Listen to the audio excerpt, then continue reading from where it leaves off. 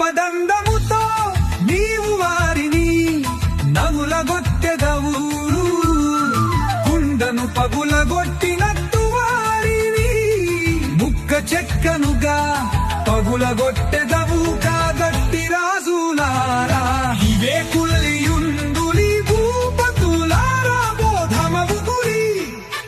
చేతులు కలిగి యెహోవాను సేవించుడి, గడగడ వణకుచు సంతోషించుడి. చేతులు కలిగి యెహోవాను సేవించుడి, గడగడ వణకుచు సంతోషించుడి. ఆయన కోపము త్వరగా రగులు కొరును, కుమారుని ముద్దు పెట్టుకొరుని.